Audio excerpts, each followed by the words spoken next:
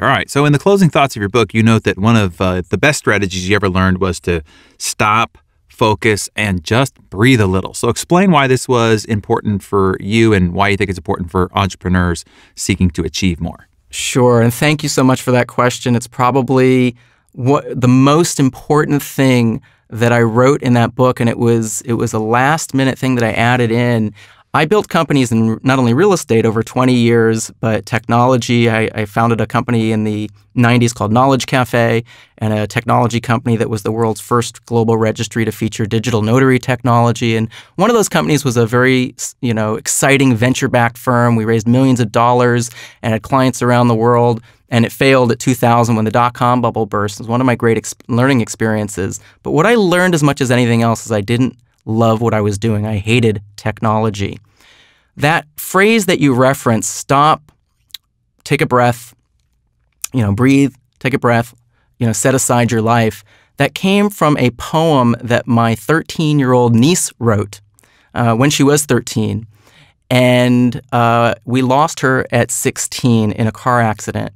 And I realized that when I take a breath and when I set aside my life and I think really hard about what it is I'm doing and why, I have always succeeded at extraordinary levels because it gets my focus back to my purpose and surrounding myself with people that have shared values. And I find sometimes when we're going Mach 3 with our hair on fire, we forget that principle, the purpose principle. So I have my niece Jenny to thank for that, and that was living my passion with purpose.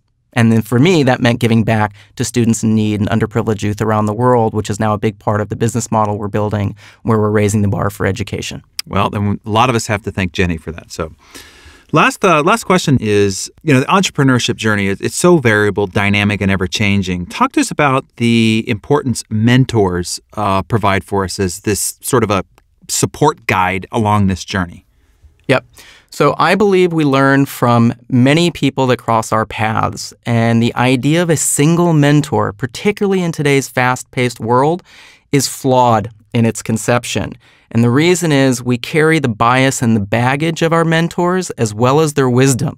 So when I think of mentors, I think of leveraging many tools and many people and the different things that I learned. The reason I wrote about over 100 different mentors in the 4 Essentials, from Da Vinci and Edison and Benjamin Franklin and Socrates to a Gates and a Job and a Mozart or a Lucille Ball or an Oprah Winfrey or Pelé and Jackie Robinson and Muhammad Ali or Bruce Lee, all the different pieces I could get from all these different minds, because every one of our mentors is also flawed. You and I both have our foibles, and I'm no different, you're no different. Everybody's going to have their stuff, and that includes our mentors. But what we do is take the best of all of them, see where they connect, and focus on that thing that's most important to us. So our health coach may not know about business principles. Our business, mentor may not be the best person on personal relationships. And if we get those ideas together, and we're having that humility principle again to know what we don't know or what that person doesn't know, we'll actually build better teams because we'll fill those gaps. And so everybody on my team, whether it's my friends, my forums, my sales teams, my marketing people, the people I outsource to, I consider every one of them to be a virtual mentor. So speaking of support, before we started this interview, you said that you'd been reading Success Magazine for 25 years. Now you're an uber successful guy. Talk to the rest of the entrepreneurs about why you think something like that as a resource for inspiration, aspiration, and instruction is so useful, particularly when you're kind of always trying to mold this entrepreneurial thinking and the achiever mindset so that you can accomplish more and do more and have more. You bet. So Success Magazine was one of the earliest magazines I ever picked up, as a teenager. And I continued to read it in my 20s and my 30s. I'm now 45. And I get something unique and different from a different mentor or a different point of view, just as I do when I read different magazines or I read different books.